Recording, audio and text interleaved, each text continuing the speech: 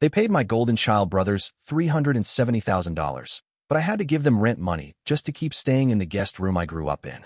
It always happened to me whenever it comes to my golden siblings, the family budget is out of the window, and when it comes to me, I was supposed to figure it out myself. Like they bought my sister a car when she got her first job. They didn't even give me enough to cover my last year of high school, even though I had top grades and supported every chaotic life decision my siblings made, no matter how reckless. But when I asked for help with college, my mom said, "You'll figure it out. You always do." But that time when I saw the number $370,000, I realized it gone too far to ever come back. I'm 27 now, youngest of four, third in line by birth, but let's be honest, always last in line for everything else. My older sister, Lori, is 33, golden child since she was born. Dance classes, college in New York, rent paid for years while she figured herself out. She crashed 3 different cars in 6 years. My parents replaced each one without hesitation. Chuck, my brother, 29. He went back to school twice. My parents paid all his tuition, rent, and even groceries both times. He's now a financial advisor, but somehow always too broke to help anyone else. Then there's Jade, 25, adopted, yes, but treated like royalty. My mom planned her wedding, paid for the entire thing. Apartment, car, tuition, all covered. Jade is kind, really. She's not the enemy here. She actually tries to make things right. But even she doesn't know how deep the imbalance goes. And then there's me. I got $7,000. Once. For tools. When I enrolled in a watchmaking school. A very hard to get into, ultra-competitive technicum. I lived at home. Paid rent. Got a part-time job. Paid for every bit of food, gas, and clothes myself. They supported my siblings through second and third chances. I got told, "You're resourceful. We know you'll land on your feet." That's code for, we're saving our money for someone else. It got worse when I got married. We had a small wedding. Backyard, thrifted decor, local food truck. It was beautiful in its own way, but only because we made it that way. My parents didn't offer a dime. And I'm not talking about a destination wedding or some 200-guest ordeal. We invited maybe 35 people. My wife wore a dress she found on clearance. I wore a suit I'd had since college. Later I found out they didn't help because they were saving for Jade's wedding. And then came the real kick in the teeth. They acted like they sacrificed for us. "I think it's sweet you had something so intimate," my mom said. "That's how you know it's about love." But when it was time to talk about Lori's wedding, it was majestic. Chuck's was impressive. Jade's was a fairy tale. Mine, low-key, but it worked for you. I wanted to scream. Instead, I smiled, nodded, pretended I didn't notice. But then came the Friday night dinner. I'd made dinner for my parents. Homemade meatballs and my grandpa's old ziti recipe. My mom's favorite. They'd been planning to come over for weeks. Last minute, they called and canceled. "Sorry, emergency. Chuck and Sarah need us to watch the kids. We'll reschedule." Okay, sure. Except I found out later that the emergency was dinner for 2 at Texas Roadhouse. A date night. They just didn't want to say no to Chuck. And here I was. In my kitchen. Food getting cold. Table set for 4. Trying not to cry. That night, I told my wife, "I think I'm done." She looked at me. "You mean with dinner?" "No, with them." And I meant it. When my mom called later to ask why I left dinner early, I finally snapped. Not loudly. Not aggressively. Just honestly. I told her everything. The gifts. The rent. The tuition. The favoritism. The birthdays. The weddings. The constant excuses. The fact that even now, she didn't call to apologize, just to ask why I left early, like I was the one being rude. She went silent. Didn't argue. Didn't deny. She just got quiet. Sad, even. And that almost hurt more.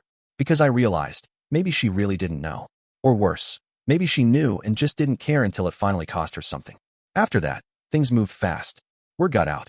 My brother and Lori both texted me, furious. "You embarrassed everyone. Why are you keeping score? You've always been dramatic." They said I ruined dinner. But I didn't say a word at dinner. I just left.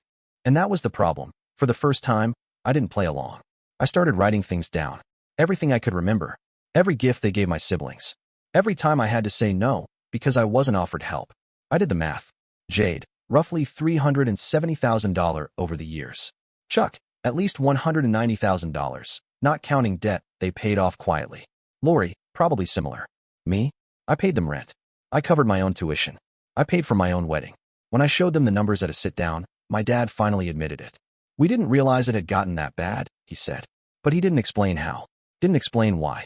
Didn't say, "We're sorry." Just that they hadn't noticed. That's when I realized they probably had noticed. They just didn't think I'd say anything. Because I never had before. Update 2. So yeah, When my dad said, "We didn't realize it had gotten that bad," I didn't yell. I didn't cry. I just nodded and said, "Okay." Because what else do you say to that? They did realize. They just didn't care enough to change anything. Not until I made it uncomfortable for them. That was the last family meeting I ever went to. The fallout was slow, then sudden. Lori blocked me. Straight up. Chuck sent me a long, rambling text about how money doesn't equal love and how I was sick for keeping a tally. The same guy who literally had a spreadsheet for every dollar he ever lent anyone else. Jade was quiet. She called me crying one night. Said she never meant for things to be so uneven. I believe her. But I also told her, "You didn't make it that way. But you benefited from it. Just sit with that." She didn't reply. We haven't spoken since. Now let me tell you where the legal stuff came in and how it helped me make peace. After that last sit-down, I met with a family financial mediator. Not to sue them or anything. I just needed clarity. Needed to understand what I could do and what I didn't have to keep tolerating. Turns out, there's no law against favoritism inside a family. But there are things you can do when it affects shared assets, like property, inheritances, or business money. See, my name had been added to my parents' home title briefly, back when I was helping pay the mortgage, then quietly removed. I only found out because of a mailing error. That opened a legal door I didn't know was there. The mediator helped me write a clarity of financial interest letter, basically a written record that I had financially contributed to a shared asset, the house, and never received fair compensation or equity in return. It wasn't a lawsuit, but it was official enough to make sure I didn't get erased again. And once they saw it, radio silence, which was perfect, because I didn't need them to talk anymore. I just needed them to stop pretending I owed them gratitude for being ignored. A few months went by. Birthdays came and went. I didn't get a single message. Not from my mom. Not from my dad. Not from any of them. But I didn't feel forgotten. I felt free. Because for once, no one was making me feel guilty for choosing myself. I used the time to focus on my wife, on my career, on building a life that didn't depend on crumbs from people who were always holding the loaf behind their back. And you know what? I'm happier now than I've ever been. Not because I cut them off, but because I stopped waiting for them to treat me like I mattered. I stopped begging for the same love they gave out to others like it was nothing. And the peace that came with that? Unreal. One night, I was driving home from work, listening to a playlist my wife made, and a song came on I hadn't heard in years. Some indie acoustic thing from high school. The kind that makes you suddenly remember who you were before everything got complicated. And I cried. Not because I was sad, but because for the first time in years, I didn't feel like I was constantly failing to earn a seat at someone else's table. I was building my own, with people who saw me, chose me, loved me without conditions. I know not everyone can cut family off. Sometimes it's messy. Sometimes it's dangerous. Sometimes it's not even possible. But I also know this. You are allowed to walk away from people who keep you in the background of your own life. You are allowed to stop playing the good child, if all that ever meant was being quiet while they hurt you. You are allowed to stop clapping for people who never showed up when it mattered. If you've made it this far, thank you. And if no one's told you this yet, you're not ungrateful for noticing the double standards. You're just awake now, and you deserve better. If this hit home even a little, hit that subscribe, because more stories are coming.